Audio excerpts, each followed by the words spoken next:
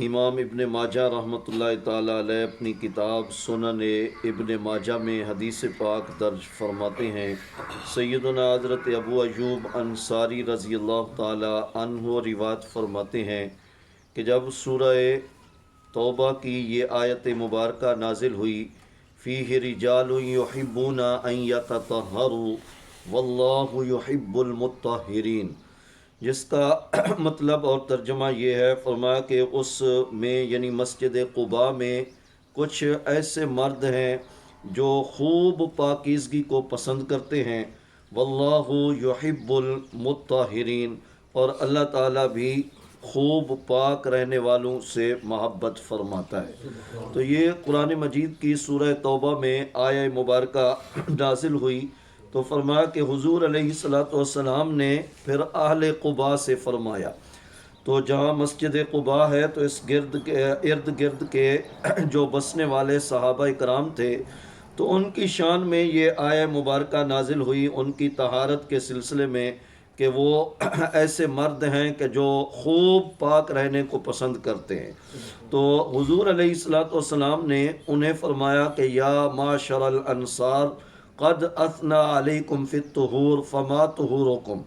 فرمایا کہ اے جماعت انصار، اللہ تعالیٰ نے تمہاری طہارت کی تعریف فرمائی ہے، تمہاری پاکیزگی کی تعریف فرمائی ہے، اور تم کس طرح پاکیزگی حاصل کرتے ہو۔ تو وہ کون سی پاکیزگی ہے؟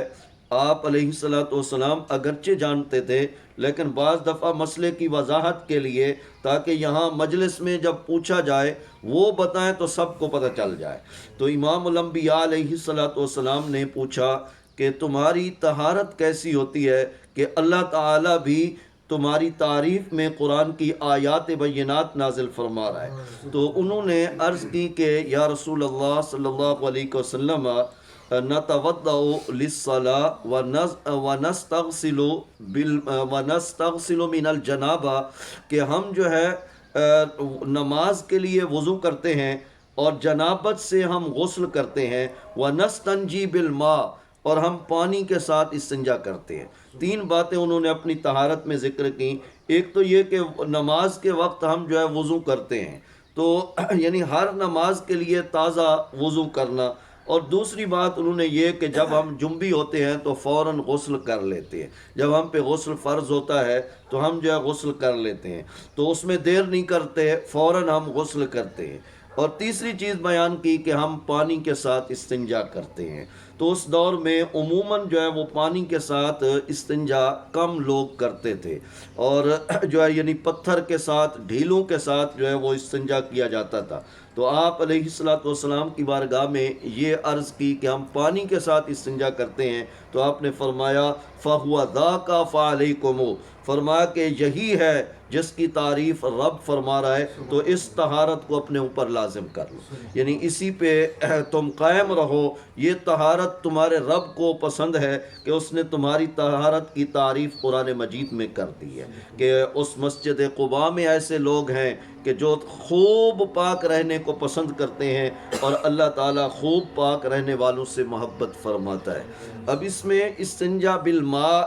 جو ہے یعنی پانی کے ساتھ استنجا کرنا، ہمارے علماء فرماتے ہیں استنجا تین قسم کا ہو سکتا ہے جس کا جواز ہے۔ ایک تو یہ کہ دونوں کو جمع کیا جائے، پہلے جو ہے پتھر سے صفائی کر لی جائے، ڈھیلے سے صفائی کر لی جائے، اس کے بعد پھر پانی کے ساتھ دھو لیا جائے، تو یہ سب سے افضل ہے، یہ طہارت کا اور پاکیزگی حاصل کرنے کا سب سے اعلیٰ درجہ ہے۔ اور فرمایا کہ پھر ہے پانی کے ساتھ استنجا کرنا، یہ اس سے ذرا درجے میں کم ہے، اور فرمایا کہ یہ بھی اعلیٰ ہے۔ اور تیسرا درجہ ہے کہ اکیلے پتھروں پر اکتفا کرنا، تو فرمایا کہ یہ اس صورت میں ہے کہ جب نجاست مخرج سے تجاوز نہ کرے، یا کرے تو درہم کی مقدار سے کم کرے۔ تو اگر نجاست جو ہے وہ مخرج سے زیادہ پھیل جائے، وہ درہم کی مقدار یا اس سے بڑھ جائے، تو پھر ایسی صورت میں پتھر کے ساتھ استنجا اور طہارت حاصل نہیں ہوگی،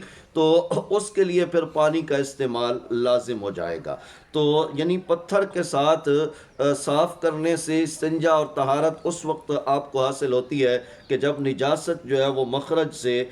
تجاوز نہ کرے، یا کرے تو تھوڑا کرے، درہم کی مقدار سے کم تجاوز ہو، تو ایسی صورت میں اگر آپ پتھر سے صاف کر لیتے ہیں تو طہارت حاصل ہو جاتی ہے۔ تو آج کل دور جدید میں بالخصوص مغربی ممالک میں ٹیشو کا استعمال ہوتا ہے، تو ہمارے علماء فرماتے ہیں چونکہ مقصود جو ہے وہ صفائی ہے، تو کپڑے کے ساتھ بشرطے کہ کپڑا جو ہے وہ اعلیٰ نہ ہو، قیمتی نہ ہو، اسی طرح جو ہے یعنی ٹیشو کے ساتھ یا باقی کوئی ایسی چیز ہو جس کے ساتھ آپ کو صفائی حاصل ہو جائے، تو فرمایا کہ یہ کفایت کر جاتا ہے۔ تو اس طرح بھی جو ہے یعنی استنجا اور طہارت حاصل ہو جاتی ہے، بشرطے کہ صفائی ہو، اور بشرطے کہ نجاست نے مخرج سے درہم یا درہم کی مقدار سے زیادہ تجاوز نہ کیا ہو۔ تو یہ تیسرا درجہ ہے اور فضیلت میں سب سے کم ہے، لیکن ہمارے علماء فرماتے ہیں کہ اس زمانے میں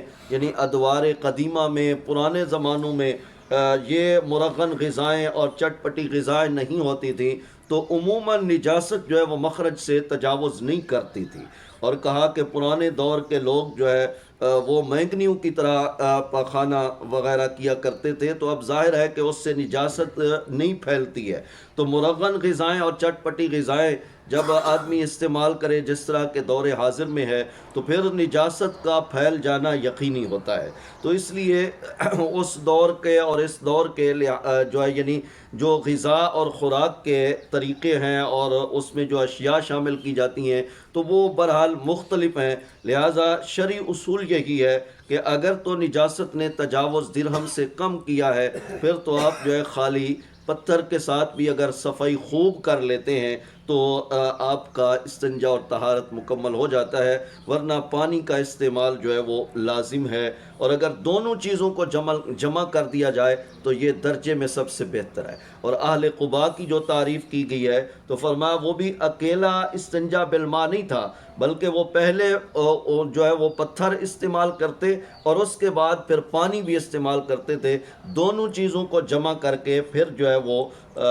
یعنی اپنی طہارت کو مکمل کیا کرتے تھے۔ تو اس پر رب تعالیٰ نے قرآن میں ان کی تعریف فرمائی ہے۔ اور دور حاضر میں پھر یہ بھی ہے کہ فلش سسٹم ہے، اور وہاں اب ظاہر ہے کہ ڈھیلے لے کر جانا اور پتھر لے کر جانا، پھر ان کو جو ہے یعنی وہاں پہ لانا اور پھر ان کو باہر نکالنا، بہرحال یہ ایک مشکل کام ہوتا ہے۔ تو استنجا اگر بالماء پانی کے ساتھ صحیح طریقے سے کر دیا جائے تو بھی کافی ہے، اور اس کو بھی جو ہے یعنی پاکیزگی اور جو ہے یعنی بہتر پاکیزگی قرار دیا گیا ہے۔ اللہ تعالیٰ مجھے اور آپ کو توفیقات عمل نصیب فرمائے۔ وآخر دعوانا ان الحمد للہ رب العالمین۔